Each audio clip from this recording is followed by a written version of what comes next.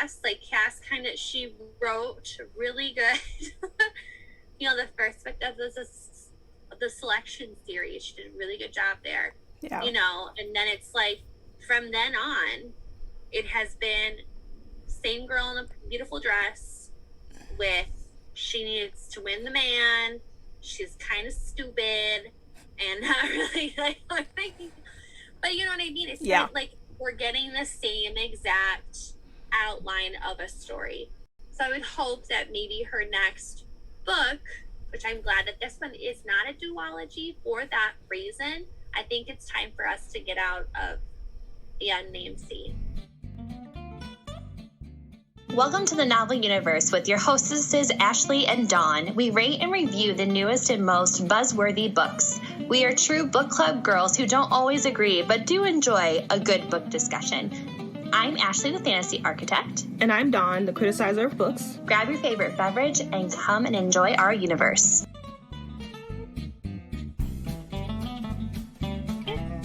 Which is in reference to Fable. If you haven't read Fable at all by Adrienne Young, you should definitely check it out. It's quite a good read. This book is kind of like a novella, if you will, like an after story. It's still within the same area, but it's different characters at the same time. Definitely worth the read. And if you have not ever heard a podcast by us, usually we break it up into 2 parts. We're going to give you a synopsis and what we didn't like and what we did like, but it's spoiler free. And then we'll tell you when we're going to spoil the book. And you can also find that in the show notes below. And without further ado, if you are not following us on Instagram or we post up there, we're the Novel Universe podcast, and we are so glad that you are joining us. Buckle up, because we're going to review The Last Legacy by Adrienne Young. So let's see here.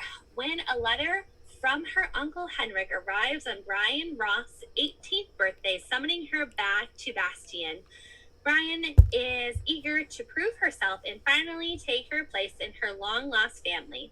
Henrik has plans for Brian, but she must win everyone's trust if she wants to hold any power in the delicate architecture of the family. It doesn't take long for her to see that the Roths are entangled in shadows. Despite their growing influence in the upscale Bastion, their hands are still in the kind of dirty business that got Brian's parents killed years ago.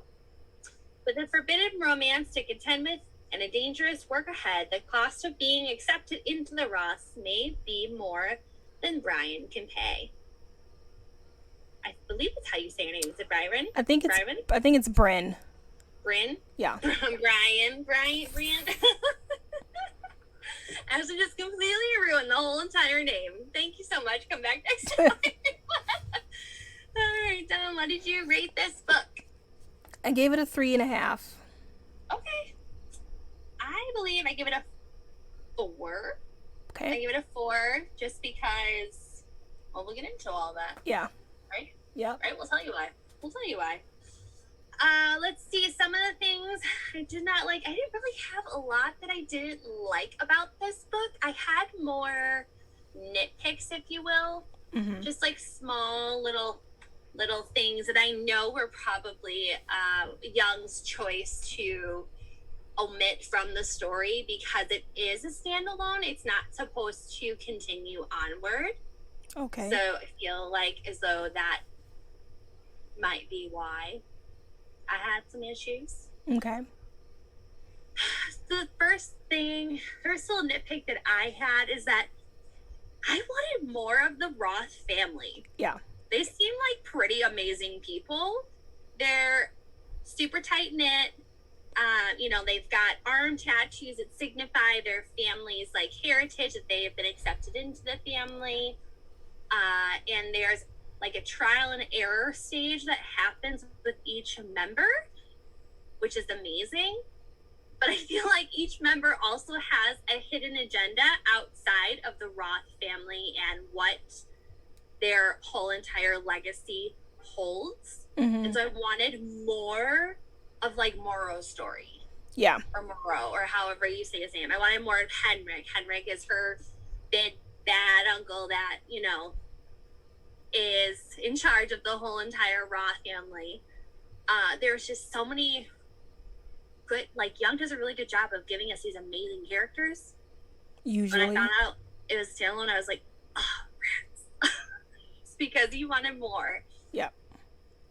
Yeah, so I guess I can combine two and make that into an agreement with you. So I felt like Henrik wasn't scary or villainous as I felt like we were promised that he was going to be. It was more of him reacting and us watching him react a couple times. But there was no real development into how manipulating or conniving he was. And there were some points in the story where I was like, this guy is scary. Okay. So I didn't like Henrik. And then I did feel like there was lacking a lot of character development. And I agree, I wanted more of Morrow. I don't know what his purpose was. Unless it was just, and I can't say it's a spoiler, but you'd probably know what I'm talking about.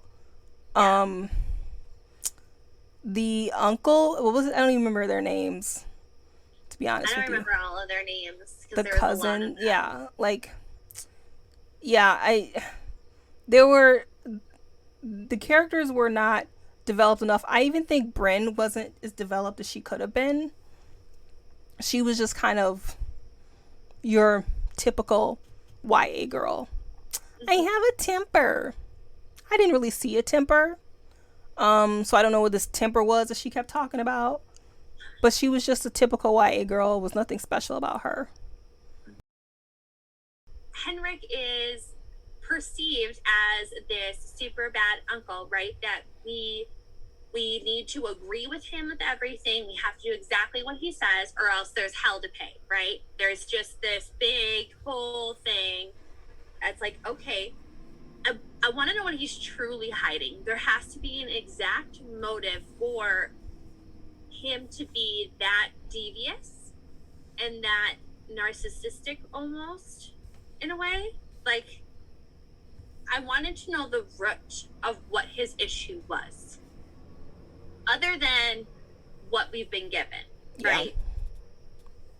So I feel like there was still a hidden agenda to him that we don't know. Yeah, I feel in a book, to me, a villain can make or break the book. He didn't necessarily break this book, but he didn't help it either. Okay. Yeah. Okay. Yeah, it was very this is more of like a nitpick. It was very little, like, I don't know. It was like surfacey bad. Yeah. And I get it because it's supposed to be a standalone, so it's like she didn't want to go too deep with it. So maybe that's why. No. But I don't know. Do you have any more dislikes before I get into nitpicking time? Yeah. This might be considered a nitpick, so I'll wait for that one. I have several deal breakers when I read books, meaning if a book has this thing, I'm not gonna be happy and I might lower the rating. Excuse my voice. And for this deal breaker, I don't like it when a novice teenage main character comes in and knows more than everybody else who's been there for years and is an adult. Because it's unrealistic, and that's what happened. And I'm just like, okay, I hate that. And so I did lower my rating. Well, not as much as I normally would, and I'll explain after our whole nitpicking time. But yeah, I don't like that. Yeah, I agree with you. I think I know exactly what you're talking about. Yeah. Within this book, I think I was just, I was personally very glad to be back into that story. But there were some like little flaws that kind of showed up within the story. So it's like I couldn't give it a 5-star rating. I know a lot of people are giving it a really higher like rating on Goodreads right now, just because they're happy with the fact to be back in the unnamed sea world and to learn about Oster's family. Oster, yeah. I almost said Taj, but that's not the right one. And these are all characters from the Fable series. So yeah. Any more? No, we can do nitpicks. All right, ladies and gentlemen, it is nitpicking time. It's nitpicking time. Because these aren't really really big deal breakers, but they're things that Dawn and Ashley just didn't enjoy. So my first little nitpick is I wanted more of Sarai, which is what's her name? Bryn's aunt. She seemed like a real conniving character. Mm-hmm. And I say this because she was able to somehow get out of the Roth family. You don't just get out. Yeah. According to everything else. You don't just you aren't given an easy escape to get out of the family. Once you are indicted in, you are in. Till death do you part type of thing. So I wanted to know what she was up to, because she's obviously scheming and planning her getaway from the beginning, almost, it seemed like. Yeah. And then she's somehow molding Bryn into her little pawn in this whole entire game. And it's like, all right, girl, I see you. You're like a good Aunt Midge. That's just like, okay, honey, so this is what you're going to do. Because they're going to do X, Y, and Z, but you're really not going to do that because you're going to be smarter up here. So I wanted to know, good old Aunt Sarah's tricks here. Mm-hmm. Yeah. I only have one deal breaker. I mean, nitpick. Sorry. And I just got really tired of the gem trading stuff because it was in the first two books, A Fable and Namesake, and I'm just like, okay. And B, she didn't really seem to do anything different with it. It was still trying to get a ring or whatever. I'm like, okay, we read that already. Let's do something else with this whole world that you have here. She didn't really do anything different with the world. Yeah. And so, yeah. I was hoping that Bryn's area of expertise would have been in, like, for example, like mercantile, for example. Like, she's really into that. Or they kept bringing up, like, this whole thing with tea. Like, her mom had a tea house. And so I was like, okay, that stuff that we can sell. Let's talk about this. That's a bartering thing. That stuff that you go and you trade for. But the gem stuff, no, I can totally agree with you. Yeah. I was like, oh, they're all schooled in the world of gems. And here we sit, not knowing what a counterfeit is, but it's fine. Okay, so we're going to move on to things that we did like. Well, I do have one thing I want to say. Girl, let's hear it. I don't know if I should put this here or if I should save it to the likes. I think I'll just say it now. All right, so no, I'll wait to the end. Let's go to likes. My bad. You heard that, guys? You see how she was doing me? It's fine. All right. My first like with this book is that I loved that not everyone was in cahoots with Henrik. That was like my first really big like with this book. So I was like, okay, everyone kind of has their own hidden agenda, but they're still family as blood. And for family, we will sacrifice whatever we have to for them. But like everyone's like kind of running their own little like side jobs. Mm-hmm. And isn't being honest exactly with what they're doing with their time and money. And I found that very interesting because it added to wanting to learn more about the characters, and I loved that about this book. Okay. What about you? I didn't really like anything specific about the book. I did give it a 3.5 because it's not a bad book. It's just a little formulaic. Predictable. I would agree. It's a little predictable. I won't get into it until you're done with all your likes. but it's a typical Adrienne Young book. It's very YA fantasy. And I don't know, I just didn't, there was nothing specific where I was like, ooh, I like that. Ooh, I like that. There were no quotes. Usually I can pick out a quote or a theme or something. And I had nothing that I liked specifically. Okay, that's fair. Because I agree with a lot of the things that you said. For me, the main thing with this book is that I loved, even though Adrienne is still using kind of like her same tactics in telling a story that we've seen before, she really does do a good job with transporting you to that world. Like when Ezra was hammering, like I felt like I was inside of that room as he was putting these gems together within the stone. And like when they're walking down the streets of Bastion, I felt like I was there. She does a really good job of transporting you into these worlds. It's why her books are so easy for us to just kind of get sucked into. There might not be this big, deep, overarching theme and, you know, big plot and demise and all this other stuff, but she does a really good job of transporting you into the world, which for me is my big thing when I read books, is I love the worlds and see, you know, how they do, and there you go. And that's usually how I rate mine, is, you know, kind of based off of that. So I loved that she didn't sacrifice that type of writing style, that she does really well with describing where you're at. So that was like my big reason, I think, why I gave it a 4 is because of that. Okay. For me. So, but I didn't have really anything else that was like, ooh, yeah, let me talk to you about this, like, you know?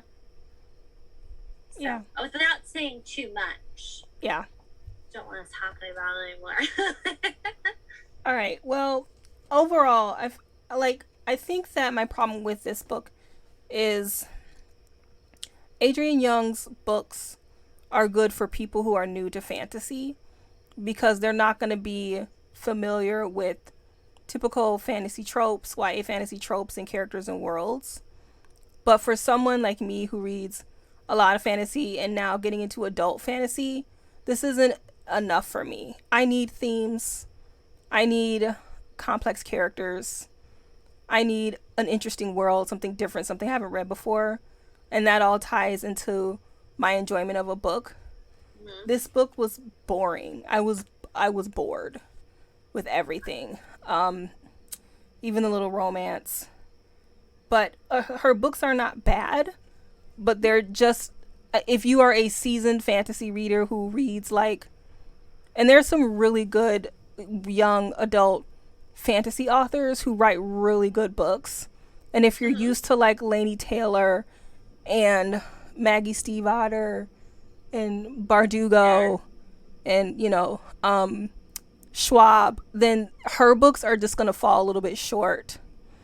And this is my 4th book I've read by her, and I don't feel like she's grown as a writer. I feel like I'm still reading the same formula for her books. And because I feel like she hasn't grown, I'm going to have to retire her jersey. I don't think I can read any more of her books because I'm not being challenged by them. I'm not being entertained by them. And it's just flat. Like, her writing hasn't, like there are some writers, I feel like Leigh Bardugo in particular, you can see a difference between Shadow and Bone and Six of Crows. Like her, and then Ninth House. Like, her writing has grown infinitely. And this woman she's not growing. And so I feel like I'm still reading the same book over and over again. So, but she's not a bad writer. Like, she can spin a story. She does duologies and not trilogies, which is great. This is a standalone. So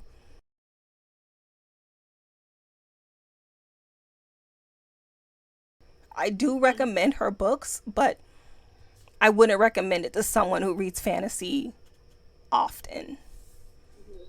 I feel like this particular series by Adrienne Young, before we get into the spoiler part, she started off really good with the high, right? Like we read Fable, and both Dawn and I, like, that was on our top 10 for the year. Like, it was really good because it was something we hadn't seen before. And now the past 3 books that she has produced is us kind of still in this same realm. Like, we're literally still in the same world. We're still talking about merchant rings. There's still, like, the unnamed sea and all of that going on. And so I get you have to agree that I would hope that her next book branches out of the unnamed sea and we'll see some growth. But it almost doesn't look like it. We're gonna get it kind of like with Cass. Like Cass, kind of, she wrote really good. You know, the first book of the selection series, she did a really good job there. Yeah. You know, and then it's like from then on, it has been same girl in a beautiful dress with she needs to win the man. She's kind of stupid and not really like. But you know what I mean? It's yeah. like we're getting the same exact outline of a story. So I would hope that maybe her next book, which I'm glad that this one is not a duology for that reason. I think it's time for us to get out of the unnamed sea. But I wasn't disappointed with it because if you are looking for a lighter YA fantasy, this is definitely something for you. If you are a seasoned fantasy reader, you will probably start to be like, all right, honey, okay, this is like, we're, you know, still in, what, sophomore, junior year writing type of a thing. It's not bad. No, it's not. It's just not advanced. Yeah. It's not advanced. You know, so I think this is a great book to offer to teens who are just kind of starting in that YA realm. They're just going to get sucked right into it, and then they're going to be, you know, reading stuff by Laini Taylor, which, mind you, that's one that you need to have a drink with because she is it's just like so different, the intensity of which she writes. Yeah. So if you enjoyed what you're listening to and you want to hear us spoil everything, we're going to do that in 5, 4, 3, 2, 1. Let's talk about this dang old romance we got going on here. With, so Bryn, right? Is that his name? Yeah. Now I have it stuck in my head a certain way. I'm just going to screw it. So Bryn has a thing for Ezra, and Ezra is the blacksmith of the family. He's the one that is like the brains behind this whole entire gemstone operation. Ezra's been basically bought over a game of dice into this family when really he was part of another family, yada, yada, yada. He's Mr. Dark, mysterious. Guy doesn't like her. They kind of continuously have fights over and over again, and all of a sudden we have this budding romance that somehow appears, enemies to lovers. I wasn't disappointed. It was a little disappointed just because it felt very like rushed. You know, like we're not friends, we don't do this, and all of a sudden like they have this moment where they're like, oh, you understand that I'm stuck here too. With the tattoo, it's the tattooing moment. That's when that happened. Yeah. And I was like, okay, sure. Like I'll just kind of go along with it, but I wasn't like, ooh, yeah. I was really hoping that Bryn would be this strong, confident woman. Like she's already one that hates dresses and she prefers trousers to anything else. She doesn't want to sit and be a fine from improper lady. So I was kind of hoping that she'd be like, boy, I ain't got time for you. Oh no, you could tell when the book opened she was making moon eyes at him when she first saw him. No, but I was hoping maybe not. Oh, okay. You know, I was hoping. How'd you feel about it? I didn't hate it, but I didn't love it either. Like, it wasn't my favorite enemies to lovers. Yeah. It was just okay. wasn't like Woven in Moonlight when they're like completely at odds, right? We're like, yes. That whole thing. Yeah. That was great, by the way. If you haven't read that book, that was a good one. And the second one, but the first one was really good. Yeah. Anyway. I also kind of I wanted to see more of Bryn's like temperous side. Like she was deemed this person to have a really bad temper and basically speak her mind about everything. And I don't feel as though she got that moment Nope. until the very end. And then it just felt very rushed. Oh, yeah. I didn't say that in my dislikes, and I should have. Like, that was one of the biggest disappointments with this book, was that you've set me up so nicely, and then my ending is so cookie cutter perfect. And it's like, there's no consequence. Yeah, I was like reading it, and then I'm like, okay, we only have 2 chapters left. She's going to wrap this up in 2 chapters? Mm-hmm. Okay. It's a 400-page book.